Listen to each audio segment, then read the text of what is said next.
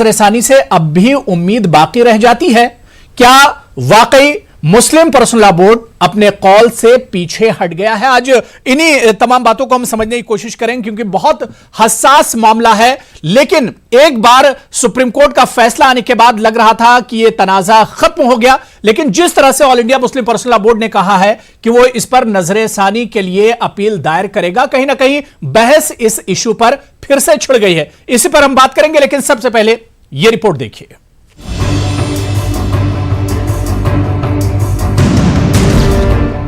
All India Muslim personal law board ने मुतनाज़ा जमीन पर मुसलमानों के दावे को मुस्तरद किए जाने के सुप्रीम कोर्ट के फैसले के खिलाफ अपील दायर करने का ऐलान किया है, जिसमें अदालती फैसले पर नजरसानी की इस्तदा की जाएगी।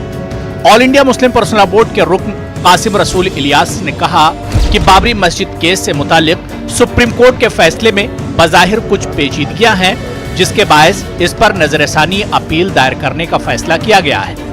दूसरी जानिब हिंदू महासभा का कहना है कि all India Muslim personal law board Ayodhya case में फरीक नहीं, इसलिए वो सुप्रीम कोर्ट के फैसले पर नजरसानी अपील दायर नहीं कर सकते।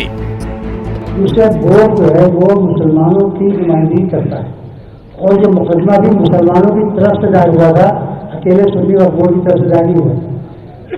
CPC में जून प्रोसीजर कोड में एक प्रोविजन है कि अगर कोई मुकदमा रिप्रेजेंटेटिव का व्यक्ति से दाखिल किया जाए, तो ये रिप्रेजेंटेटिव का व्यक्ति से दाखिल हुआ था, कोर्ट ने सबमिट किया था, और इंटायर मुस्लिम कम्युनिटी की तरफ से दाखिल हुआ था।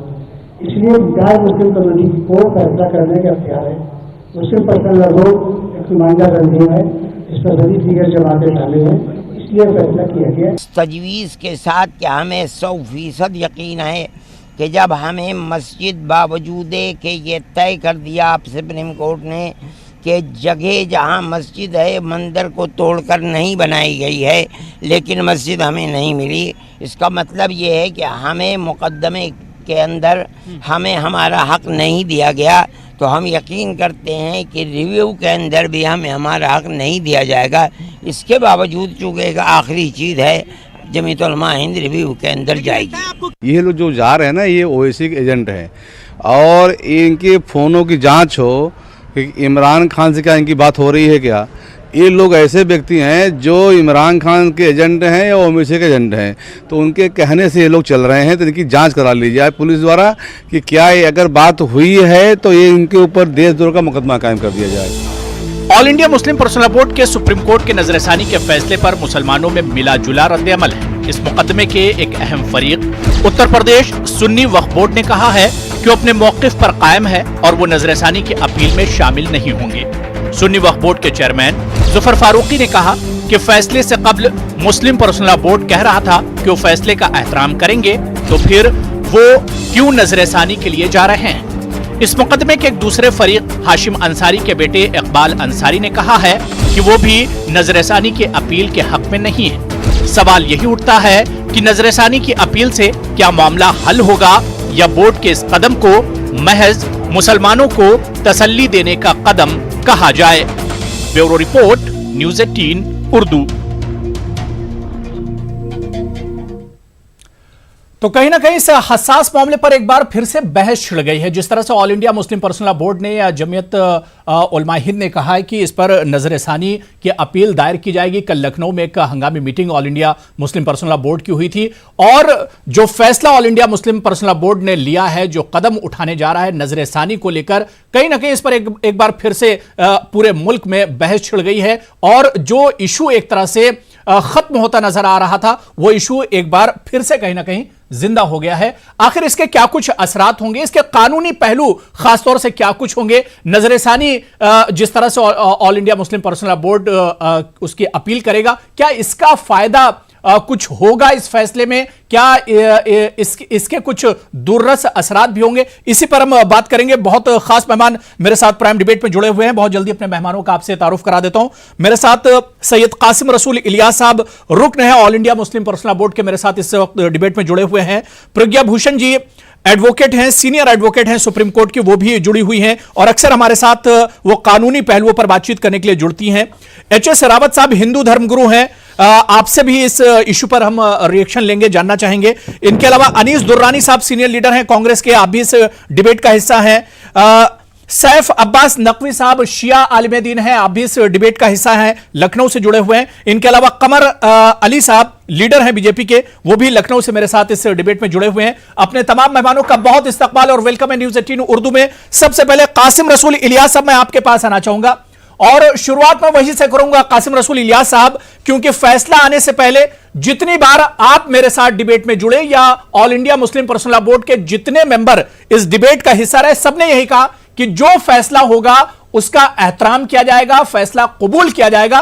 लेकिन कासिम रसूल इलियास साहब, आज आखिर ऐसा क्या हो गया फैसला आने के बाद कि अब जरूरत पड़ रही है all India Muslim personal law board को नजरे सानी की?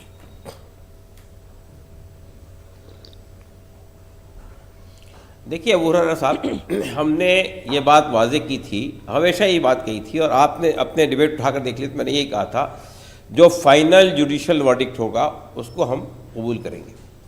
तो जुडिशल प्रोसेस के अंदर सुप्रीम कोर्ट का फैसला के बाद में रिव्यू पिटिशन भी उसका एक हिस्सा है, क्यूरेटिव पिटिशन भी उसका एक हिस्सा है। जब ये सब एग्जॉस्ट हो जाते हैं तो वो फाइनल जुडिशल वर्डिक्ट हो जाता है। तो इसका ये मतलब नहीं है कि सुप्रीम कोर्ट ने फैसला दे दिया तो आप इसको मान ये, जो कुछ भी हम कर रहे हैं कानून के दायरे में कर रहे हैं। और ये सुप्रीम कोर्ट में रिव्यू पिटिशन में जाना और उसके बाद जो फैसला आएगा, अगर सपोज यही फैसला बाकी रहता है तो जाहिर बात है कि इसके अलावा कौन सा ऑप्शन है।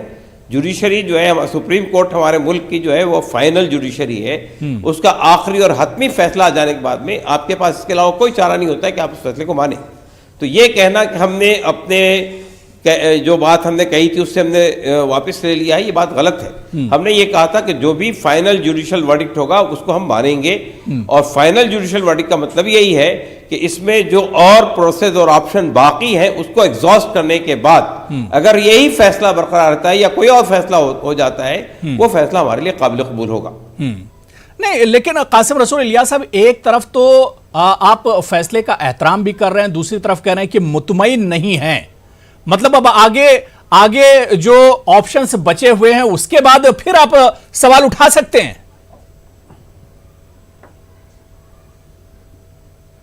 देखिए, सुप्रीम कोर्ट के किसी फैसले पे सवाल उठाना गैर कानूनी नहीं है। सुप्रीम कोर्ट खुद कहता है उसके खिलाफ कोई कार्रवाई करना, उसके खिलाफ जो है इश्तिहालंगेजी करना, उससे जो है रोका गया है। सुप्रीम कोर्ट के बहुत सारे ऐसे जजमेंट हैं जिस पर बहुत सारे लोगों ने लिखा है। खुद इसी जजमेंट के ऊपर में लीगल एक्सपर्ट्स के ओपिनियन को आप उठाकर देख लीजिए।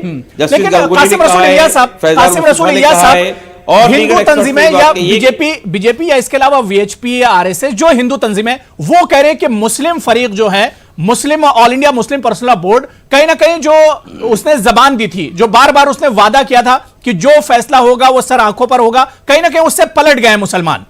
पूरे मुसलमानों को भी इसमें घसीटा जा रहा है। देखिए, ये बात जो है गलत कही जा रही है। मैंने आपसे ये कहा कि फैसले के एहतराम का ये मतलब नहीं है कि आपके पास जो ऑप्शन अवेलेबल है रिव्यू पिटिशन का, उसको हम छोड़ देंगे।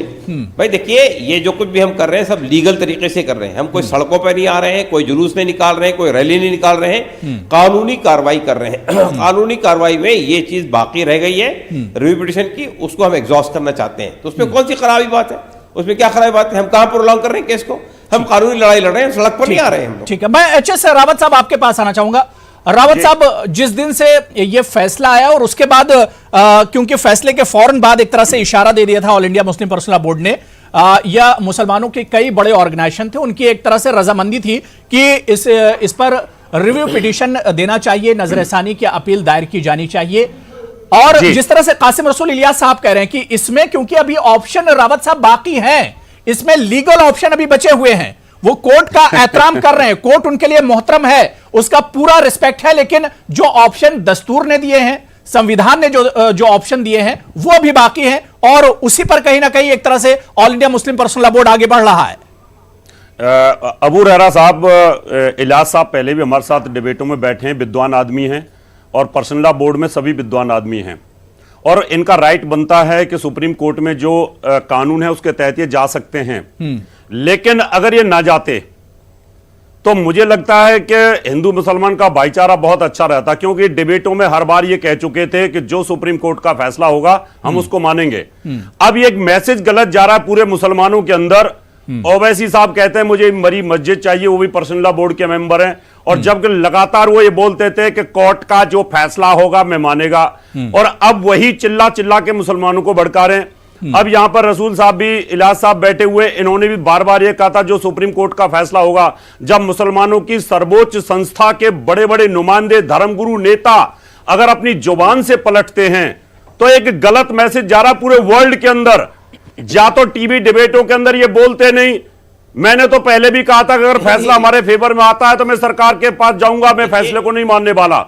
इन्होंने बार बार यही कहा था कि हम इंतजार कर रहे हैं और उसी फैसले को मानेंगे, लेकिन आज इनकी वजह से पूरी मुसलमान कौम इस बात के लिए शर्मिंदा हो रही है कि ये रावत साहब देखिए, कासिम रसूल इलियास साहब ने साफ कर दिया कि लीगल ऑप्शन अभी बचे हुए हैं, तो उस लीगल ऑप्शन से ही जा रहे हैं, वो इसके लिए कोई प्रोटेस्ट नहीं कर रहे हैं। पहले बोलते नहीं अबू हुरैरा साहब, ये पहले बोलते, टीवी रिपोर्टों पर क्यों मजे लेते रहे, टीवी रिपोर्टर क्यों अपने आप को अच्छा शो करते रहे कि सुप्रीम कोर्ट का जो फैसला आएगा हम उसको मानेंगे, और आज अगर अपनी जुबान से पलटते हैं तो मुझे लगता है ये उचित नहीं है। इसका गलत मैसेज जा रहा पूरे हिंदुस्तान के, पूरे वर्ल्ड के मुसलमान के लिए। क्या मुसलमान के नुमाइंदे, क्या मुसलमान धर्मगुरु अपनी जुबान से पलट सकता है? ठीक है, कासिम रसूल इलियास साहब कुछ कह रहे हैं, अपनी ठीक है, रावत साहब जुबान से पलट सकता है जी। ठीक है, कासिम रसूल इलियास साहब जवाब दे रहे हैं जी।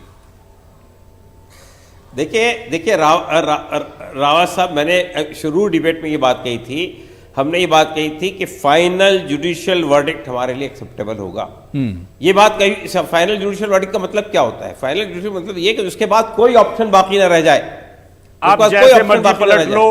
तो ये देखो, जब आपने मुकदमा रिव्यू में जाना, जैसे मर्जी पलट लो, बात कहने की होती है, आप ऐसे कह लो चाहे ऐसे कह लो, लेकिन आप ही के पिटिशनर ने ये बोला था कि मुझे फैसला मंजूर है, अंसारी साहब ने, इकबाल अंसारी ने बोल दिया, लेकिन आप फिर उसको बात को खींच रहे हैं और आपस में हिंदू मुसलमान के भाईचारे में खटास आ रही है। हमने कोई खुशी नहीं मनाई, हमने इसी चैनल से कहा था, मैं सभी हिंदुओं को बोलता हूं, खुशी ना मनाए, फैसला किधर भी आए, फैसला इधर भी आए चाहे फैसला इधर भी आए, लेकिन शांति का माहौल देश में बहुत जरूरी होगा। लेकिन हमने तो कोई खुशी मनाई नहीं। आपको भी उस बात पे जुबान पे रहना चाहिए था, जब खुद इकबाल अंसारी कह रहा है कि मुझे कोई दिक्कत नहीं, जो फैसला आ गया मैं मानूंगा, और मैंने पहले भी कहा था वो ज्यादा अच्छा है। फिर ठीक है, बात मेरे ख्याल से दोनों लोगों की बात हो गई। मैं इसी पर मैं रिएक्शन ले लेता हूं। मैं सैफ अब्बास साहब, मौलाना सैफ अब्बास साहब आपके पास आऊंगा। सैफ अब्बास साहब, दो चीजें हैं। एक बात कासिम रसूल इलियास साहब कह रहे हैं कि वो लीगल तरीके से आगे बढ़ रहे हैं, जो ऑप्शन बचे हुए उस पर एक तरह से गौर फिक्र किया जा रहा है, नजरसानी अपील दायर की जाएगी। और जो बात रावत साहब कह रहे हैं वो भी बहुत अच्छी बात कह रहे हैं कि कहीं ना कहीं अब एक तरह से जो इशू खत्म होता नजर आ रहा था, कहीं ना कहीं एक बार फिर से वो इशू एक तरह से जिंदा हो गया है, और कहीं ना कहीं इसमें आपसी भाईचारा जिसका डर इस फैसले के बाद था लेकिन कहीं नहीं हुआ, पूरे मुल्क में अमन और अमान का माहौल था। क्या आपको लगता है जो बात रावत साहब करें कि हिंदू मुस्लिम भाईचारे को नुकसान होगा इस कदम से, जो कदम all India Muslim personal law board उठा रहा है?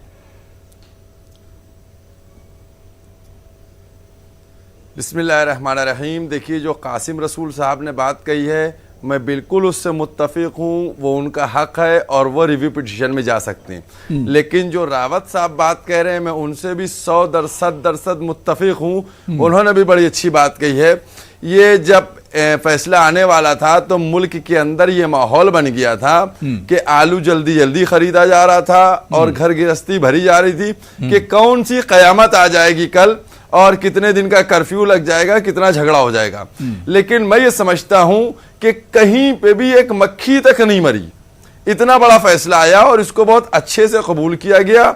मेरी जहां तक है, देखिए, जो कासिम रसूल इलियास साहब या जो मुस्लिम पर्सनल लॉ है वो राइट है उनका, संविधान में उनको, कानून ने उनको दिया है मौका, वो करेंगे। लेकिन मैं समझता हूं मुल्क की तरक्की और हमको आगे बढ़ने के लिए हमें ये चाहिए था कि हम इस फैसले को यहीं पर रोक लेते और आगे अब दूसरी तरफ बढ़ते, क्योंकि जैसे कि अरशद मदनी साहब ने कहा है कि फैसला हमारे खिलाफ आएगा, तो मेरा कहने का मतलब ये कि जब फैसला मालूम है मेरे खिलाफ आएगा, इसी फैसले में 2-3 बातें जो कही गई हैं वो 2-3 बातें ऐसी अहम हैं। हमने मंदिर तोड़ के नहीं बनाया, ये हमारा सर ऊंचा है, हमने मंदिर तोड़ के नहीं बनाया, सुप्रीम कोर्ट ने कह दिया। आपने 2 मिस्टेक की, एक मूर्ति रखी, ये गलत काम किया, एक मस्जिद तोड़ी, ये गलत। सुप्रीम कोर्ट ने आपको, जिसको कहिए फटकार लगाई है, हमें और पर ये इल्जाम नहीं है कि हमने मंदिर तोड़ के, हमारी यही जीत है। हमारी ये जीत है कि हमने मंदिर तोड़ के नहीं बनाया जो हमसे कहा जा रहा था मंदिर तोड़ के बनाया गया, हमारी मस्जिद तोड़ी गई है। लेकिन ठीक है, मुल्क के मफाद के लिए, क्योंकि इस्लाम ने, मैं एक जुमला और कहना चाहता हूं, इस्लाम ने हमको मौका दिया है कि देखो हर मौके पे रोजा तुम्हारे पर वाजिब नहीं है, हर मौके पे नमाज तुम्हें पूरी नहीं पढ़ना है, अगर तुम बीमार हो तो रोजा छोड़ सकते हो। तो शरीयत में इतनी गुंजाइश रखी जाती है मौका व महल देखकर। तो अगर ठीक है इस मस्जिद का मामला रफे शर की खातिर और खून और फसादात की खातिर, ये फैसले को हम एक्सेप्ट कर सकते हैं, इसमें मैं समझता हूं शरई तौर के ऊपर हमारे पास कोई कबाहत नहीं है, हमको इस फैसले को कबूल करना चाहिए। अनीस दुर्रानी साहब, मुल्क अनीस दुर्रानी साहब, क्या आपको लगता है कि अभी भी कोई उनको आगे ये कदम ठीक है all India Muslim personal board का, या all India Muslim personal board को यह कदम नहीं उठाना चाहिए था, अब इस पे आगे बढ़ने की जरूरत नहीं थी? मैं समझता हूँ कि ये रिव्यू का अंदर जाना कोई अच्छी ज़्यादा मुनासिब बात नहीं है, मगर मेरा वजह दूसरी है, वो मैं आपको बाद में एक्सप्लेन करूँगा। लेकिन बहरहाल ये हक दिया है सुप्रीम कोर्ट ने, और ये इसमें मुसलमानों का क्या ताल्लुक आ गया? सबरीमाला केस अभी रिव्यू हुआ है, उस वक्त तो कोई नहीं बोला कि सबरीमाला का केस अब क्यों रिव्यू किया, नजरसानी की जा रही है, क्यों रिव्यू किया जा रहा है? तो ये होता आया है, कोई ये जुडिशियल सिस्टम से बाहर की बात नहीं है। सुप्रीम कोर्ट के फैसले के अंदर लिखा हुआ है, अगर चाहें तो आप इसके रिव्यू के लिए जा सकते हैं। एक बेनिफिट सुप्रीम कोर्ट ने दिया है, उसमें क्या हर्ज है इस्तेमाल करने के अंदर? हर्ज कुछ नहीं है, आप बिल्कुल ठीक करें, हर्ज कुछ नहीं है, भाईचारे पे दिक्कत आ रही है। सबरीमाला भाईचारे के साथ या तो आप टीवी पे बोलते नहीं, आज हमने फिल्मों में यह देखा था कि मुसलमान बड़ा सच्चा होता है, जवान का बड़ा अच्छा होता है, और जो कह देता है वही कहता है। सारी फिल्में आज तक मैंने यही देखी हैं और मैं बड़ा प्रभावित था, लेकिन आज तो मैं बिल्कुल प्रभावित नहीं हूं। आज तो आप जवान से पलट रहे हो, बड़े बड़े विद्वान पलट रहे हो, बड़े बड़े पर्सनल बोर्ड के धर्मगुरु पढ़ रहे हैं, बड़े बड़े सांसद पलट रहे हैं। इससे क्या मैसेज जा रहा है? जो मैंने फिल्मों में आपकी तस्वीर देखी थी, क्या वही तस्वीर है आप लोगों की? बिल्कुल नहीं। आज आपने वो रास्ता खोल दिया मेरा। मैंने ये कहा था कि आप हमारा साथ दीजिए और हम काशी और मथुरा का मुद्दा नहीं उठाएंगे, लेकिन आपने ये पहल करके लेकिन रावत साहब ये ऑप्शन संविधान ने दिया है, हमारे कॉन्स्टिट्यूशन ने ये ऑप्शन दिया है। अबू हरेरा रावत साहब अहमद जी ने कहा था मुद्दा खत्म कर दीजिए, भाईचारे को बनाइए, हम आगे कोई भी कार्रवाई किसी भी काशी और विश्वनाथ पे नहीं करेंगे, मथुरा पे नहीं करेंगे। लेकिन आज आप लोगों ने हमें इतना अंदर से दुखी कर दिया है कि आप हमारे खुशी में शामिल नहीं हो रहे, और आप जानबूझकर के सुप्रीम कोर्ट में जाकर के हिंदू मुसलमान में दो फाट डालने की कोशिश कर रहे हैं। ठीक है, कासिम रसूल इलियास साहब जवाब दे रहे हैं। रावत साहब ठीक है, आप सुन लीजिए, दुर्रानी जी सुनिए, कासिम रसूल इलियास साहब क्या कहना चाह रहे हैं जी? ठीक है, बात हो गई। रावत साहब आप सुन लीजिए, मैंने बहुत टाइम दिया आपको, सुन लीजिए। दुर्रानी साहब सुन लीजिए, पूरे वर्ल्ड ने इस बात को देखा कि मुसलमान बात हो गई। रावत साहब आपने अपनी बात कह ली। दुर्रानी साहब सुनिए, कासिम रसूल इलियास साहब यही सिखाता है इस्लाम, आप जुबान से पलट जाइए। सुन लीजिए रावत साहब सुन लीजिए, बार बार वही चीज मत दोहराइए।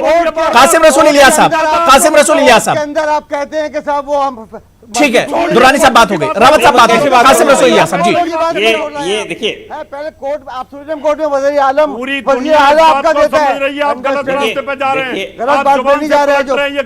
ठीक है, रावत साहब सुन लीजिए, रावत साहब तर्क सुन लीजिए, रिएक्शन भी मैं ले रहा हूँ जी।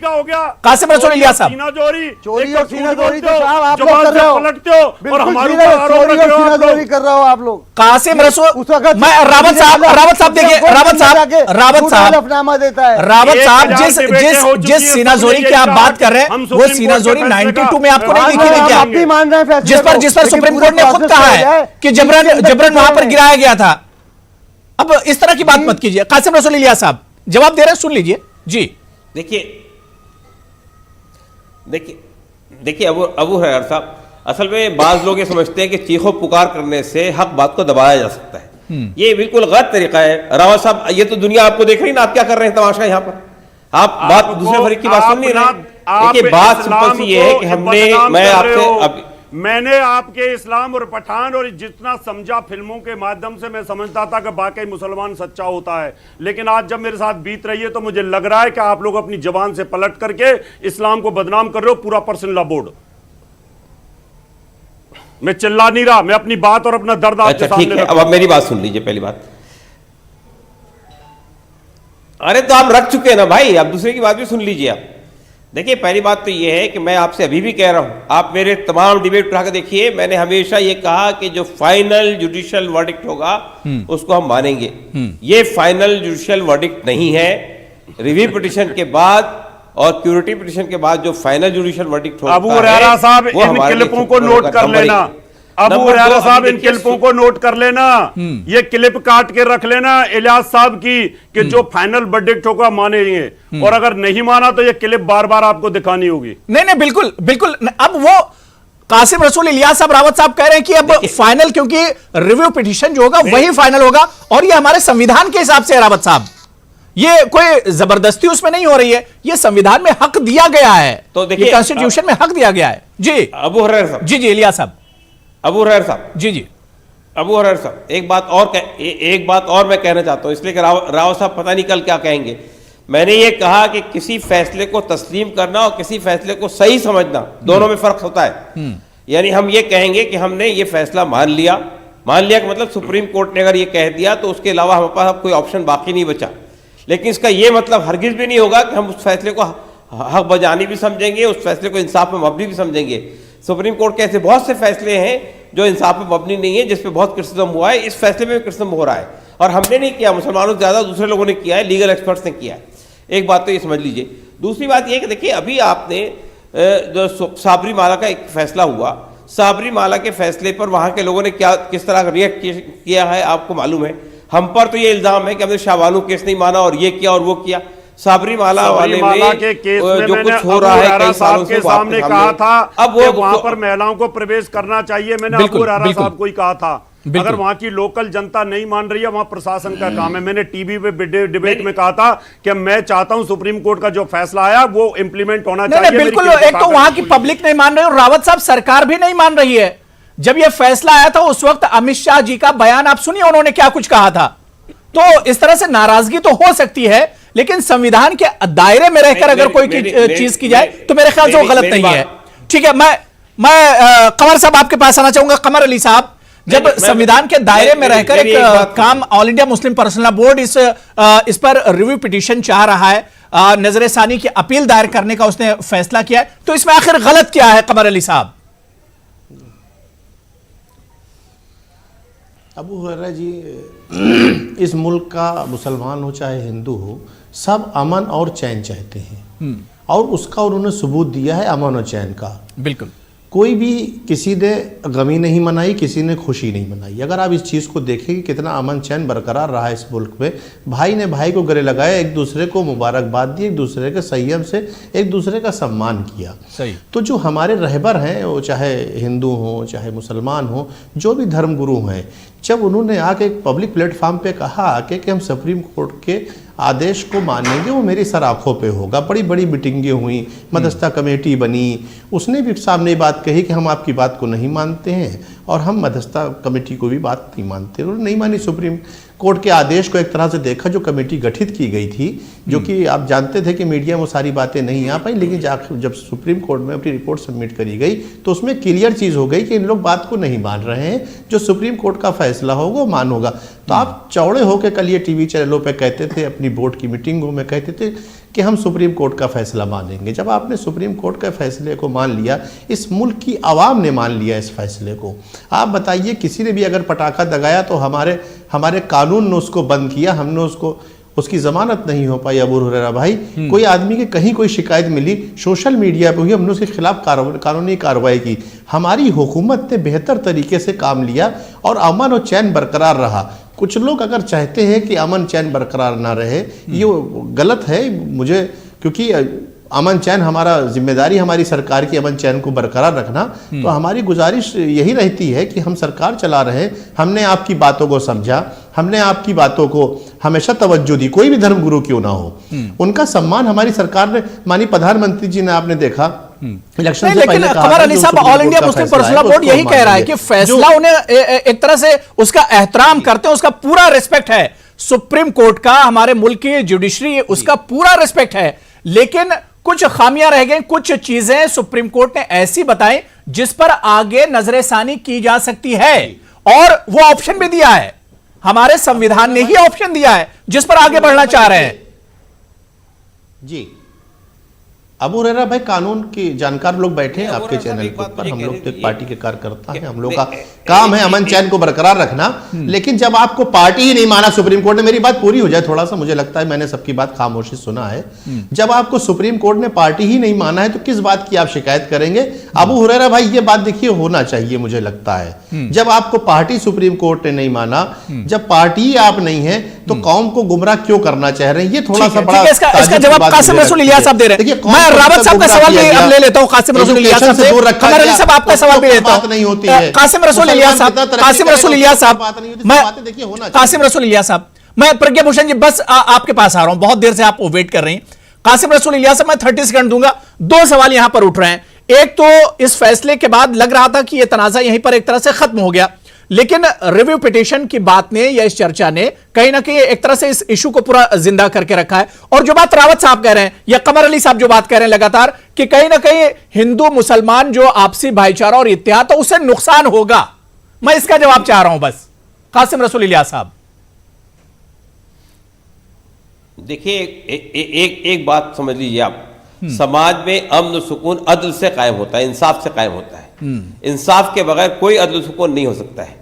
इस फैसले में ऐसे अपरेंट एरर्स हैं कि जिसको आप सोच भी नहीं सकते हैं। यानी ये फैसला एक तरफ ये कहता है कि मस्जिद तामीर की गई, किसी मंदिर को तोड़ के नहीं तामीर की गई।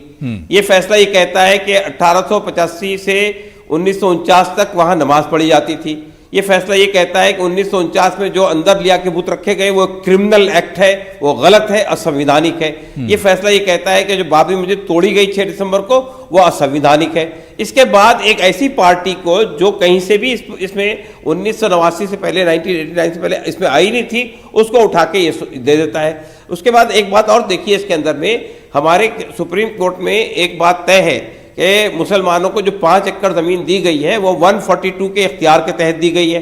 142 का इख्तियार ये कहता है, उसके ऊपर में सुप्रीम कोर्ट के 9 जजमेंट मौजूद हैं। वो ये कहता है कि आप किसी इस्टेब्लिश कानून के खिलाफ 142 का इस्तेमाल नहीं कर सकते हैं। आपको मालूम होना चाहिए कि हमारा जो वक्फ एक्ट है 2013 में जो फाइनल हुआ है हमारे सुप्रीम उसमें पार्लियामेंट में, वो वक्फ एक्ट ये कहता है कि मस्जिद या कब्रिस्तान की जमीन के बदले में कोई जमीन दी नहीं जा सकती है। तो ये जो बदले में जमीन दी जा रही है, इसकी क्या लॉजिक है इसके अंदर? जवाब तो देना ये चाहूंगा। जी जी जी, देखिए, रिव्यू पिटीशन जो है उसमें जो एक मिनट आप दे दिए जवाब। रिव्यू पिटीशन में जो अपरेंट एरर्स होते हैं वो उसमें रखे जा सकते हैं। एक बात और ये एतराज उठाया गया, एक साहब ने उठाया ये एतराज कि मुस्लिम पर्सनल लॉ बोर्ड फरीक नहीं है तो वो कैसे जा रहा है। एक बात समझने की कोशिश कीजिए कि ये जो केस चल रहा था सुप्रीम कोर्ट में, ये रिप्रेजेंटेटिव सूट था, ये नुमाइंदा सूट था। उसमें हर वो पूरी मुस्लिम कम्युनिटी की तरफ से नुमाइंदा सूट था। दूसरी बात यह कि मुस्लिम पर्सनल लॉ बोर्ड ने पूरे केस की पैरवी की है, वो फरीक नहीं था इसके अंदर में। और अभी भी 3-4 फरीक तैयार हो गए इस रिव्यू पिटीशन में जाने के लिए। मुस्लिम पर्सनल लॉ बोर्ड फिर इसकी पैरवी करेगा। ठीक है, मैं रावत साहब आपके पास आऊंगा, लेकिन मुझे छोटे से ब्रेक पर जाना। और प्रज्ञा भूषण जी शुरू से वेट कर रही हैं, वो कहेंगे देखिए मैं महिला हूं इस वजह से मुझे मौका नहीं दिया जा रहा है। मैं प्रज्ञा भूषण जी, मैं इस पूरे इशू का, क्योंकि अब बहुत सेंसिटिव ये पूरा मामला था और बड़े अच्छे से सुप्रीम कोर्ट ने और हमारी सरकार ने भी इसे बहुत अच्छे से पूरे मामले को एक तरह से हैंडल किया। अब जो बात रिव्यू पिटीशन की चल रही है, अगर कानूनी पहलू की हम बात करें, क्या अभी भी कुछ ऑप्शन बचते हैं? उम्मीद क्या अभी भी एक तरह से बाकी रह जाती है? जिस तरह से कासिम रसूल इलियास साहब ने कहा कि अगर फैसले में कुछ एरर होते हैं, कुछ अगर आप उससे एक तरह से इत्तेफाक नहीं करते हैं, तो आप रिव्यू पिटीशन के लिए जा सकते हैं।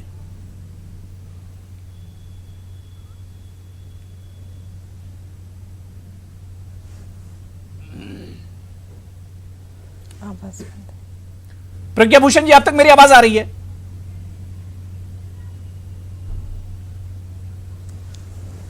आपकी लास्ट की आवाज नहीं आ पा रही है मुझे। जी जी, प्रज्ञा भूषण जी, क्या कुछ कानूनी पहलू क्या कुछ कहता है रिव्यू पिटीशन को लेकर, जो कदम all India Muslim personal law board उठा रहा है?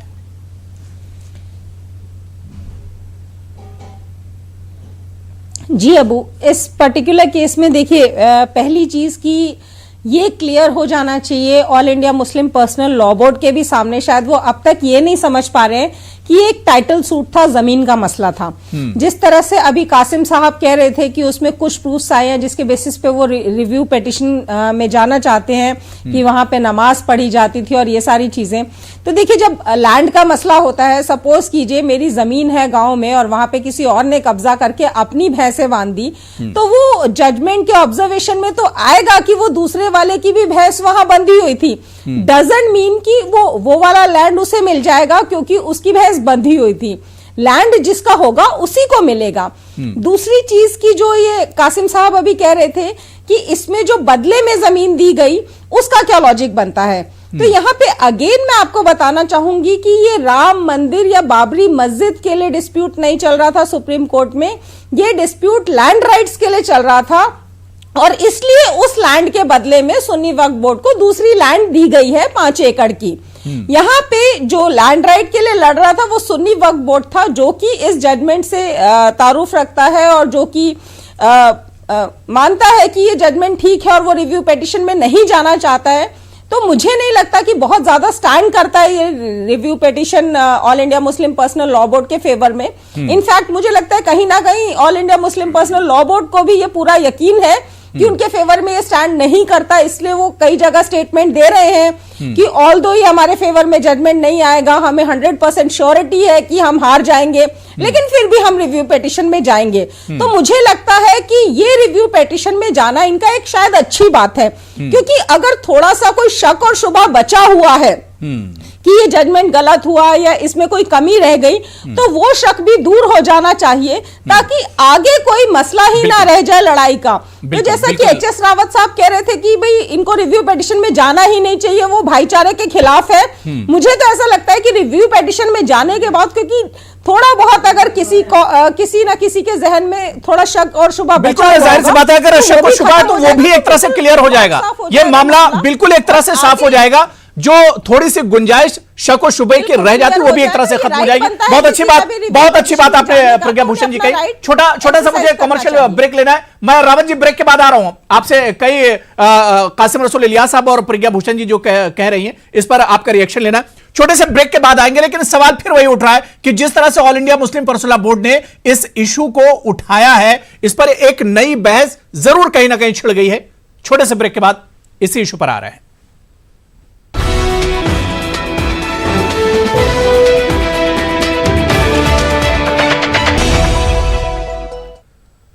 तो जिस तरह से एक हसास मामले पर, अयोध्या तनाजे पर सुप्रीम कोर्ट का तारीखी फैसला आया था और इस फैसले के बाद मुल्क में अमन व अमान कायम था और सबने इस फैसले का एक तरह से एहतराम किया था। और अब all India Muslim personal law board ने कहा है कि जो चीज दस्तूर और आइन में जो हक दिया गया है कि इस पर नजरसानी की जाए, तो इसीलिए वो नजरसानी के लिए आगे बढ़ा। लेकिन कहीं ना कहीं हिंदू तंजीमें इसे लेकर एक तरह से खुश नहीं है। आज इसी चीज को हम प्राइम डिबेट में समझने की कोशिश कर रहे हैं। कुछ बहुत खास मेहमान मेरे साथ जुड़े हुए हैं। मैं एच.एस. रावत साहब ब्रेक के बाद आपके पास ही आना चाहूंगा। सर, 2-3 चीजें हैं। कुछ चीजें कासिम रसूल इलियास साहब ने कही, उन्होंने कहा कि भाई संविधान में क्योंकि ये गुंजाइश दी हुई है इस वजह से हम इस पर आगे बढ़ रहे हैं। और प्रज्ञा भूषण जी ने बहुत अच्छी बात कही, उन्होंने कहा कि अगर इतने हसास और इतने सेंसिटिव मामले पर कोई शक व शुबा है तो रिव्यू पिटीशन करने के बाद, नजरसानी के बाद वो शक व शुबा भी दूर हो जाएगा और ये चीज होनी भी चाहिए। जितना टीवी के ऊपर लगातार जैसे मैराथन डिबेट्स हुई, वहां पर बहसें हुई वकीलों के बीच में, और टीवी पे भी रोज इसी प्रकार की डिबेटें हुई। यहां पर अभी इलियास साहब ने बहुत अच्छी बातें रखी है। सुप्रीम कोर्ट ने अपने फैसले में खामियां रखी हैं। उन्होंने कहा है कि वहां पर मंदिर तोड़ के नहीं बनाया गया, लेकिन सुप्रीम कोर्ट ने जब इनसे पूछा, इनके वकील से, धवन साहब से, तो इनसे पूछा कि भाई 1526 में जब आपने मस्जिद बनानी शुरू की तो उससे पहले वो क्या था, वो खाली जमीन थी या कोई ढांचा था? उसका जवाब इनके पास था नहीं। लेकिन पुरातत्व का विभाग का ये कहता है कि जिस जमीन पर यह मस्जिद बनी हुई है उसके नीचे 3 तरले और हैं और वहां पर बरहा की मूर्ति बनती है जहां इस्लाम के अंदर वो वर्जित है। और हमारे यहां पर उसको अवतार माना गया है। वहां पर बहुत सारी 300 से ऊपर ज्यादा मूर्तियां, ऐसी सब चीजें मिली हैं, उसको आप इग्नोर नहीं कर सकते। उन्होंने सुप्रीम कोर्ट ने इसलिए कहा कि भाई कहीं हिंदू मुसलमान में आपस में विवाद ना हो जाए, जब इस बात के प्रूफ पुरातत्व विभाग बताता है कि वहां पर कोई ढांचा तोड़ा गया, तोड़ करके मस्जिद बनाई गई। ठीक है, आपकी बात अपनी जगह ठीक है, लेकिन जो बात प्रज्ञा भूषण जी कह रही थी, प्रज्ञा भूषण जी ने कहा कि कोई शक और शुबा ना रह जाए, कोई कंफ्यूजन ना रह जाए, क्योंकि बहुत सेंसिटिव मामला है। और जो बात लगातार आप कह रहे हैं कि हिंदू मुसलमान भाईचारे का मसला है इस पूरे इशू में, तो रिव्यू पिटीशन में अगर all India Muslim personal law board जा रहा है तो सही कदम है ये। अबू हुरैरा साहब, आज हिंदू के बच्चे के दिमाग में ये बात बैठ गई है कि भाई हर टीवी के ऊपर रोज हर बच्चा टीवी पे देख रहा था और बड़े खुश थे भाई जो भी फैसला आएगा मुसलमान भाई उसको सपोर्ट कर देंगे। अगर मस्जिद उधर चली जाती है तब भी हमें कोई दिक्कत नहीं है, लेकिन आज जब ये अनुपातों को पलट रहे हैं तो लोगों के दिमाग में ये बात जा रही है कि जो 800 वर्ष का जो मुगलों का साम्राज्य था कि हिंदू राजाओं को बुलाओ और झूठ बोल के गर्दन काट दो, तो ये कहीं ना कहीं प्रूफ हो रहा है। अगर ये चले भी जाते हैं, और तो कह रहा हूं क्लिप रख लो, और उसके बाद अगर ये यूनो में जाके बोलते हैं कि जी हमें तो वहां पर हमारी मस्जिद हमें दे दो, ओवैसी साहब जाकर के अगर इस तरह की बातें करते कौन जिम्मेवारी लेगा इनकी? मैंने तो पहले भी कहा था सुप्रीम कोर्ट का फैसला ये लोग मानेंगे नहीं, आगे रिव्यू पिटीशन में जाएंगे और दिक्कत पैदा करेंगे, क्योंकि इनका इतिहास ये रहा है। नहीं तो जो चीज रावत साहब जो ऑप्शन संविधान ने हमारे दिया उस पर क्यों तकलीफ हो रही है आप लोगों को? फिर फैसले से पहले क्यों बार बार बोला था कि सुप्रीम कोर्ट का सम्मान करेंगे, जो फैसला आएगा उसको मानेंगे? सुप्रीम कोर्ट का बार-बार इतने दिन तक सम्मान क्या हो रहा है? आप तो कह रहे हैं कि सुप्रीम कोर्ट से हम भीख नहीं मांग रहे, हमें 5 एकड़ जमीन नहीं चाहिए, हमें खैरात में, जायज में, दहेज में नहीं चाहिए, हम भीख मांग के प्रज्ञा जी जो बात अभी ब्रेक पर जाने से पहले आपने कही थी कि रिव्यू पिटीशन अगर वाकई में एक पक्ष चाह रहा है कि हम जाना चाह रहे हैं ताकि जो शक व शुबा रह गया है, जो चीज अगर कुछ एरर रह गए, जाहिर सी बात है कि सुप्रीम कोर्ट और हमारी जुडिशरी है उसका रिस्पेक्ट लाजमी है, फैसला गलत हो या सही हो, लेकिन यह संविधान ने ऑप्शन दिया है कि अगर कहीं पर कुछ कमी रह जाती है तो आप नजरेसानी कर सकती हैं, रिव्यू किया जा सकता है। लेकिन रावत साहब इस पर अड़े हुए हैं कि यह नहीं किया जाना चाहिए, यह कदम नहीं उठाया जाना चाहिए। क्या यह सही है?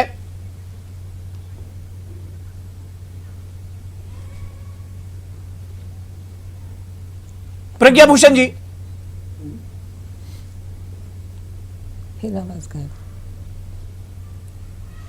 देखिए जी मैं सुन नहीं पा रही हूं अबू जी। ठीक है, मैं कासिम रसूल इलियास साहब आपसे मैं इसका जवाब ले लेता हूं। जो बात मैं अभी जो मैंने सवाल उठाया था, जब प्रज्ञा भूषण जी का थोड़ा सा टेक्निकल इशू कुछ आ रहा है, देख लीजिए उसे। जी कासिम रसूल इलियास साहब कंटिन्यू कीजिए। देखिए असल में हमारे रावत साहब का प्रॉब्लम यह है कि वो ये तो कहते हैं कि हिंदू मुस्लिम भाईचारा होना चाहिए, लेकिन यहाँ पर जिस तरह डिबेट कर रहे हैं उससे लगता नहीं कि ये वाकई हिंदू मुस्लिम भाईचारे की बात कर। मैं दुखी हूँ। देखिए पहली बात तो ये है कि आप लोग अपनी जुबान पे नहीं हो, आप लोग जुबान से पलट चुके हो, मैं इसलिए दुखी हूँ। आप लोग पलट रहे हो, इतने विद्वान आदमी होकर के, इतने बड़े बड़े पदों पे बैठ करके, अगर आप जुबान पर नहीं रहोगे तो कैसे देश चलेगा, कैसे कोई धर्म चल जाएगा, कैसे कोई संस्था चल जाएगी अगर अपनी बात पर नहीं टिकोगे। मैं दुखी हूं, मैं अपनी बात से नहीं पलटता, गर्दन कट जाएगी तब भी नहीं पलटूंगा मैं, इसलिए मैं भाईचारे की बात कर रहा था। मैं बड़ा खुश था दोनों में भाईचारे के साथ मंदिर का निर्माण होगा। पहली बात जी कासिम रसूल इलियास साहब लीजिए बात को, दूसरे की बात भी सुनना चाहिए ना जरा, उतना नहीं सुन रहे रावत साहब, सुन रहे जी, अब जवाब दे दीजिए। सुप्रीम कोर्ट की जो फाइंडिंग्स है उसको, जो सुप्रीम कोर्ट की जो फाइंडिंग्स है उसको सही तरीके से पेश करना चाहिए। ये कहना कि उसमें इतनी परतें निकली और इतनी मूर्तियां निकली, ऐसी बात क्यों कह रहे हैं जो उसने सुप्रीम कोर्ट ने फैसले में कही नहीं। वकील नहीं थे वहां पर, ओवैसी साहब को क्यों नहीं खड़ी किया? आपसे राजीव धवन नहीं थे, मीनाक्षी अरोड़ा नहीं थी, आपके कितने वकील थे वहां पर? उस समय क्यों नहीं बोला जब फैसले के अंदर इतने 40 दिन लगातार आपको समय दिया गया था और लगातार आप बहस करते रहे? उस समय क्या हो गया था आप लोगों को? उस समय भी तो आपको समय दिया लगातार 40 दिन तक, तो वकील कहां थे आपके? सब बोला आपने उसको फॉलो किया? सुप्रीम कोर्ट में क्या डिस्कशन चल रहा था? आपको तो मालूम है सुप्रीम कोर्ट में क्या डिस्कशन चल रहा था? तो आप जो है खामखा की बातें रोज डिबेट कर रहा था। अभी आपके रिव्यू पिटीशन के अंदर राजीव धवन नहीं है, अभी जाफर जिलानी साहब हैं, अभी ओवैसी साहब हैं, अभी आप लोग हैं। अब नहीं है वो कहानी क्योंकि उस समय भी तो लगातार डिबेटें चली थी, बहसें चली थी, उस समय भी आप बोल देते हम फैसले से संतुष्ट नहीं हैं। ये उचित नहीं है, ये इस्लाम के हिसाब से उचित नहीं है। रावत साहब सुनिए जी, कासिम रसूलिया साहब, मैं 30 सेकंड और दे रहा हूं, मैं फिर प्रज्ञा भूषण जी आपके पास आ रहा हूं जी। ठीक है, रावत साहब आप सुन लीजिए जी। कासिम रसूलिया साहब, नहीं, आप मुझे 30 सेकंड देते रहिए, लेकिन रावत साहब को तो कोई टाइम देने की जरूरत नहीं हो, जितना टाइम ले ले अपने तौर पे। नहीं आप बोलिए, सुने रावत साहब सुनेंगे जी। कि सर मैं आपकी बहुत रेस्पेक्ट करता हूं, बड़े पुराने मेरे साथ डिबेट में आते हो, बहुत रेस्पेक्ट करता हूं, बड़े विद्वान आदमी हैं, लेकिन आज मैं दिल से दुखी हूं कि इतने बड़े विद्वान अपनी बात से कैसे पलट रहे हैं। आज मुझे यह दुख है बस, और कुछ नहीं। देखिए रावत जी, हमारी बात भी सुन लीजिए, जरा सा धैर्य रखिए थोड़ी देर के लिए। देखिए, पहली बात तो ये है कि ये जो केस चल रहा था, ये टाइटल का सूट था। सुप्रीम कोर्ट ने बार बार ये कहा था हम फेथ के बुनियाद पे फैसला नहीं करेंगे, हम आस्था के बुनियाद पे फैसला नहीं करेंगे, हम तथ्यों के बुनियाद पर, एविडेंस के बुनियाद पे फैसला करेंगे। जब सुप्रीम कोर्ट ये मानता है कि 1528 को जो मस्जिद बनी वो किसी मंदिर को तोड़ के नहीं बनी, जब सुप्रीम कोर्ट ये मानता है कि 1885 से लेकर 1949 तक वहाँ बराबर लगातार नमाज होती रही, सुप्रीम कोर्ट ये मानता है कि चबूतरे से मूर्तियां उठाकर अंदर रख दी गई चोरी छुपे गलत तरीके से, ये सब बात उसमें कही गई है। लेकिन सुप्रीम कोर्ट ने साथ में ये कहा कि हिंदुओं ने 1528 से कभी दावा नहीं छोड़ा। सुप्रीम कोर्ट ने ये कहा कि हिंदुओं ने कभी दावा नहीं छोड़ा, लगातार वहां पूजा होती रही है चबूतरे के सामने, आप नमाज भी पढ़ते रहे और वह पूजा भी होती रही है। ये सुप्रीम कोर्ट ने साथ में ऐड किया है फैसले के अंदर। उसका सबूत क्या दिया सुप्रीम कोर्ट ने अपने फैसले में, बताइए ना आप मुझे कि वहां यानी ये आपको आपने सबूत दिया कि पुरातत्व विभाग की रिपोर्ट के इग्नोर नहीं कर सकते, पुरातत्व विभाग की रिपोर्ट है वहां पर। रावत जी सुन लीजिए, मुझे फिर डिबेट को आगे बढ़ाना है। प्रज्ञा भूषण जी के पास विभाग की रिपोर्ट के बारे में दुर्रानी साहब भी वेट कर रहे हैं और खबर अली साहब भी वेट कर रहे हैं जी। कासिम रसूलिया साहब जल्दी से बात पूरी कर लीजिए। रावत साहब थोड़ा सा सुन लीजिए। विभाग की जो रिपोर्ट जी पुरातत्व विभाग की जिस रिपोर्ट का आप हवाला दे रहे हैं, उसके बारे में खुद सुप्रीम कोर्ट ने कहा ये एब्सोल्यूट साइंस नहीं है, ये अंदाजों पर मबनी बातें होती हैं। दूसरी बात में मुझे कहना यह है कि देखिए, असल में ये जो बात है कि हम रिव्यू पिटीशन में जा गए हैं तो उससे हिंदू मुस्लिम भाईचारा खराब पड़ जाएगा, ये गलत बात है। देखिए, हम तो इंसाफ चाहते हैं, हम सुप्रीम कोर्ट में नाइंसाफी के लिए नहीं गए थे, सुप्रीम कोर्ट में इंसाफ के लिए गए थे। और हमारा मानना नहीं कि हमारे साथ इंसाफ नहीं हुआ है। बहुत सारी बातें हमारे हक में कहने के बाद, हमारा टाइटल मानने के बाद उस फरीक को दे दिया गया जिसने बाबरी मस्जिद शहीद की थी, उस फरीक को दे दिया गया जिसका टाइटल सूट बनता नहीं है उसके अंदर में, उसको आपने उठाकर वो जमीन दे दी। तो ये कोई इंसाफ नहीं है। हम तो इंसाफ के लिए गए थे और इंसाफ के लिए लड़ाई लड़ रहे हैं वहां पर। ठीक है, मैं प्रज्ञा भूषण जी आपके पास आना चाहूंगा। अब all India Muslim personal board review petition के लिए जा रहा है, आगे क्या कुछ प्रोसेस होगा, क्या कुछ उम्मीद बाकी रह जाती है अभी इस फैसले में? रिव्यू पिटीशन के लिए कुछ बाकी रह जाता है? देखिए अबू, पहली चीज कि जब लैंड का टाइटल सूट होता है तो टाइटल सूट उन्हीं पार्टीज के बीच में हो सकता है जो पार्टीज उस लैंड पे अपना राइट क्लेम कर रही हैं, अपना मालिकाना हक क्लेम कर रही हैं। तो इस पर्टिकुलर केस में जो मालिकाना हक उस लैंड पे क्लेम कर रही थी वो था सुन्नी वक्फ बोर्ड, जो कि रिव्यू पिटीशन में जाना ही नहीं चाह रहा है, पहली चीज। दूसरी चीज की जो अभी कासिम साहब कह रहे थे कि वहां पे नमाज पढ़ी जा रही थी, और ये बात भी सुप्रीम कोर्ट ने अपने जजमेंट में लिखी है। और दूसरी बात ये लिखी है कि हिंदूज ने अपना राइट, जो अपना क्लेम था, वहां से कभी भी नहीं हटाया। क्योंकि क्या होता है कि किसी भी टाइटल सूट में अगर अनडिस्प्यूटेड अनहिंडर्ड पोजेशन कंटिन्यूअसली होता है कुछ सालों का, जो कि अलग अलग मापदंड है जिसके, प्राइवेट केस में अगर 12 साल से ज्यादा का किसी का अनहिंडर्ड अनडिस्प्यूटेड पोजेशन होता है प्राइवेट लैंड में, तो उसको राइट मिल जाता है प्रॉपर्टी का under the law of adverse possession. Similarly government land में वो 30 साल का टाइम दिया जाता है। तो इस पर्टिकुलर केस में क्योंकि ये लैंड कभी भी अनडिस्प्यूटेड पोजेशन में नहीं था मस्जिद के, तो इसलिए ये नहीं क्लेम किया जा सकता all India Muslim personal law board के द्वारा कि ये मस्जिद की लैंड थी और इसलिए ये इस मुस्लिम लोगों के नुमाइंदे होने के कारण इसमें रिव्यू पिटीशन डाल सकते हैं। तो वो राइट बनता नहीं है। लॉ ऑफ एडवर्स पोजीशन के थ्रू बनता नहीं है। तो यहाँ पे बहुत ज्यादा स्टैंड। दूसरी चीज, 9 साल ये केस चला है सुप्रीम कोर्ट में भी, और इसमें बहुत बारीकी से छोटे छोटे फैक्ट्स को कंसिडर किया गया है, छोटे छोटे एविडेंसेस को कंसिडर किया गया है। तो जहां तक कि ये बात कह रहे हैं कि इसमें उन्होंने ये पॉइंट्स ही नहीं देखे जो ऑब्जर्वेशंस जजेस ने दी हैं, उसकी पॉसिबिलिटी ना के बराबर है। तो ये रिव्यू पिटीशन स्टैंड करना बहुत मुश्किल है, ना के बराबर ही है इसके चांसेस भी। बट स्टिल ठीक है, उनका अपना शक जो है थोड़ा बहुत जो बचा है वो खत्म हो जाएगा तो ज्यादा अच्छा है कि आने वाली 3 पीढ़ियों को। प्रज्ञा भूषण जी, आज जब मैं रिसर्च कर रहा था, पढ़ रहा था, तो एक जगह पर फॉर्मर जज दीपक वर्मा जी को पढ़ रहा था, उन्होंने एक जगह कहा कि सुप्रीम कोर्ट सुप्रीम जरूर है, लेकिन उससे गलती ना हो ऐसा जरूरी नहीं है। गलती सुप्रीम कोर्ट से भी हो सकती है। यह दीपक वर्मा जी का बयान है। ऐसा बिल्कुल हो सकती है, बिल्कुल हो सकती है, और इसीलिए रिव्यू पिटीशंस का प्रावधान है सुप्रीम कोर्ट में भी कि हो सकता है अपने ही किसी जजमेंट में कोई पॉइंट नजरअंदाज कर दिया गया हो जिसको कि रिव्यू पिटीशन में लाया जा सकता है। ऑब्वियसली इसमें आप नए फैक्ट्स को नहीं ला सकते, नए एविडेंसेस को नहीं ला सकते, सिर्फ उस पॉइंट को ला सकते हैं जो उसमें ऑलरेडी एग्जिस्ट करता था, बट सुप्रीम कोर्ट ने उस पे ध्यान नहीं दिया या उस पर्टिकुलर पॉइंट पे अपना ऑर्डर पास नहीं किया। उस पॉइंट को ये रिव्यू पिटीशन में ला सकते हैं।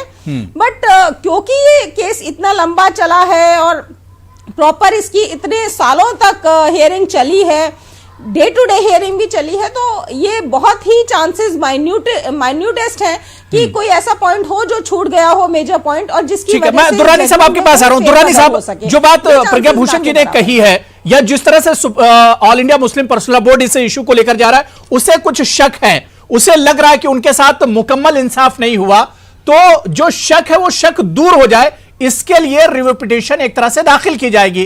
क्या ऐसा नहीं होना चाहिए दुर्रानी साहब? अगर शक है, अगर आपको लगता है कि इंसाफ नहीं मिला और संविधान ने यह ऑप्शन दिया है, तो क्या उस पर आगे नहीं बढ़ना चाहिए? देखिए, मैं समझता हूं कि इसका एंड रिजल्ट कुछ ज़्यादा निकलने वाला है नहीं, और ये तकरीबन इसी सूरत हाल में रहेगा जो फैसला हुआ है, कमोबेश यही सूरत हाल रहेगी। लेकिन फिर भी मैं इसके अलावा भी और भी मैं समझता हूं कि आने वाली पीढ़ियों को और इंडियन डेमोक्रेसी के फ्यूचर के लिए जो भी फैसला सुप्रीम कोर्ट ने किया है उस पर जो आलोचना हो रही है, लीगल एक्सपर्ट जो आलोचना कर रहे हैं, फॉर्मर जस्टिस सुप्रीम कोर्ट के उन्होंने गंगोली साहब ने आलोचना करी है, वो सब चीजें ऑन रिकॉर्ड हैं, और ये आने वाली पीढ़ियों के लिए एक निशान होगा कि किस तरीके से उनके मामले को फैसला किया गया। उसका ये चीज मैं समझता हूँ ऑन रिकॉर्ड होनी चाहिए। आप रिव्यू पिटीशन में जाने से आपको कोई फायदा होने वाला है नहीं। बिल्कुल कमर अली साहब, जिस तरह से दुर्रानी साहब कह रहे हैं कि कोई फायदा नहीं होगा, लेकिन क्या यह जरूरी नहीं कि अगर रिव्यू पिटीशन में जाने के बाद दूध का दूध और पानी का पानी हो जाए, जो शक और जो शुबहात हैं, जो आपको एक खदशा लग रहा है कि हमारे साथ इंसाफ नहीं हुआ, अगर वो चीज क्लियर हो जाए, वो चीज साफ हो जाए, तो क्या आपको नहीं लगता है कि रिव्यू पिटीशन में जाना चाहिए? देखिए, मैं आपको एक कल अमान और चैन की एक बात आपको बताता हूँ। कल जो सबसे बड़ी इस लखनऊ में देखने को मिली, मैं आपको बताऊँ कि नदवे में बैठक होना थी, और वहाँ के छात्रों ने, वहाँ के लोगों ने लिख के दिया कि जिलाधिकारी महोदय, ये बैठक इस तरह की यहाँ पे ना रखी जाए। जो बाद मुमताज डिग्री कॉलेज में बैठक हुई, उन्होंने शिक्षा संस्थान को इस तरह का वो ना बनाए। जब एक फैसला सबने, मुस्लिम पर्सनल लॉ बोर्ड का तो कहना है कि वहां पर एडमिनिस्ट्रेशन ने एक तरह से इजाजत ही नहीं दी थी। मेरे ख्याल से गलत, जो आपको जानकारी गलत है कमर साहब। अधिकारी को जो जिलाधिकारी जो पत्र दिया है महोदय को, वो आपने टीवी चैनलों पे दिखा है, सारे लोगों ने दिखाया है, प्रिंट मीडिया, इलेक्ट्रॉनिक मीडिया पे दिखाया है। एक अमन चैन का जो संदेश निकला वो एक सबके सामने आया कि आम मुस्लिम जो है, मैं आपको बता दूं, आम हिंदू, आपने उनके दिमागों में बैठाल दिया था कि जो सुप्रीम कोर्ट का फैसला होगा उस फैसले को हम मानेंगे।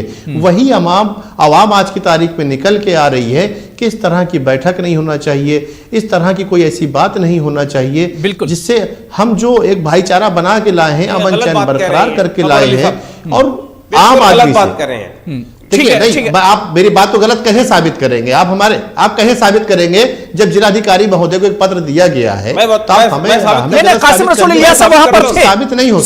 सच्चाई वो बता सकते हैं जी। कासिम रसूल इलियास साहब, सच्चाई क्या थी? नदवे से अचानक मीटिंग शिफ्ट क्यों हुई?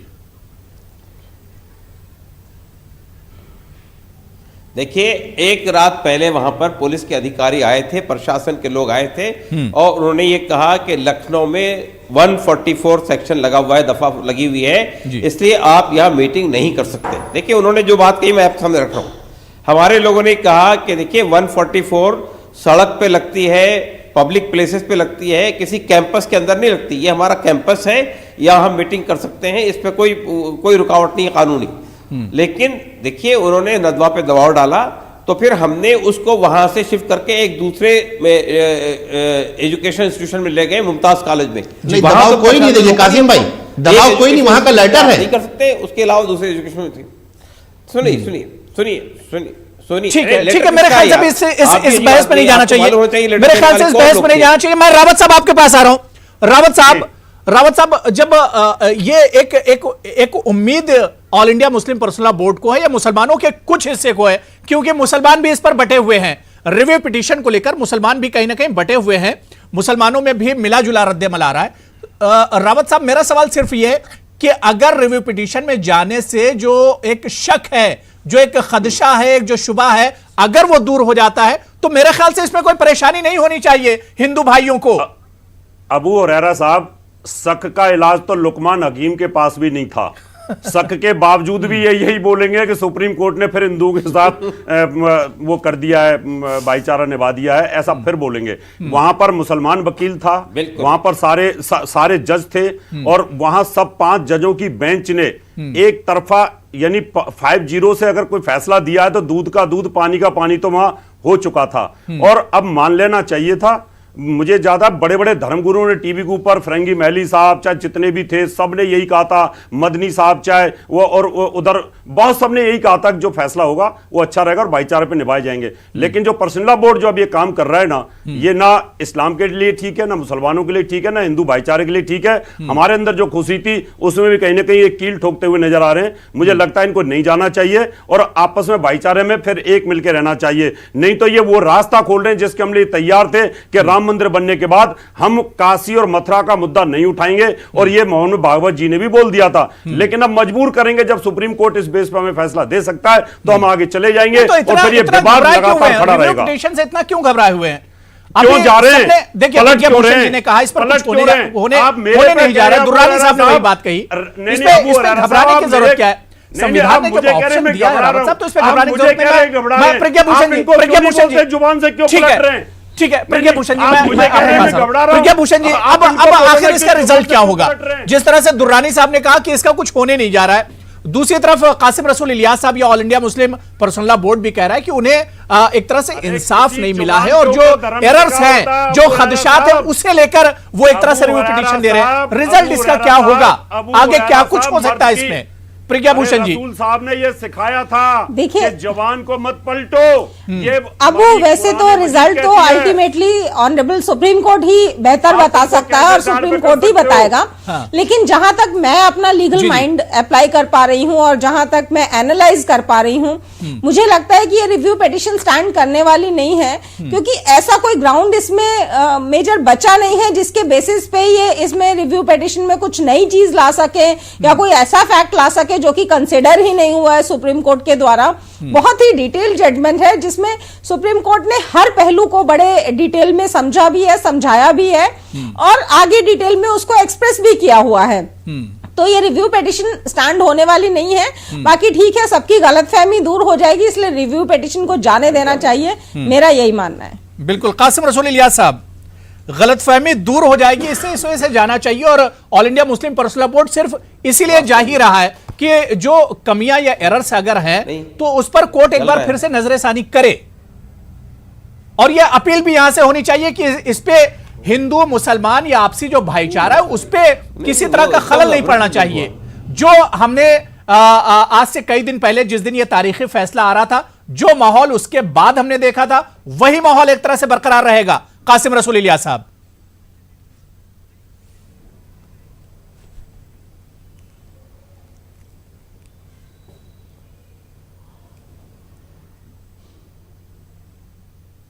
शायद कासिम रसूल इलियास साहब को मेरी आवाज नहीं जा रही, लेकिन अब क्योंकि हम आखिरी मरहले में है इस डिबेट के, तो जाहिर सी बात है रावत साहब ने लगातार यही बात कही कि कहीं ना कहीं जबान और कौल से जरूर ये लोग पलट गए हैं। लेकिन जो बात प्रज्ञा भूषण जी ने कही और दूसरे पैनलिस्ट ने जो बातें कही कि कहीं ना कहीं अगर शक व शुबह और गलतफहमी है तो हमारे आईन ने, हमारे दस्तूर ने यह हक दिया है कि उस पर नजरसानी की जा सकती है, रिव्यू किया जा सकता है, जिसके लिए अब all India Muslim personal law board ने एक तरह से कदम उठाया है। और मैं बिल्कुल पूरी ईमानदारी से चीज कह सकता हूं कि जब अयोध्या तनाजे के तारीखी फैसले ने हमारे मुल्क के अमन और अमान को वो नहीं बिगाड़ पाया, तो ये रिव्यू पिटीशन, ये नजरसानी जो है, इससे हमारे भाईचारे पर कोई फर्क नहीं पड़ने जा रहा है, बल्कि हिंदू मुसलमान आपसी भाईचारा हमेशा की तरह फिर से बरकरार रहेगा। और मस्जिद मंदिर ना जीती है ना हारी है, सिर्फ जीत हिंदू और मुसलमान की होगी और जीत हिंदुस्तान की होगी। बहुत बहुत शुक्रिया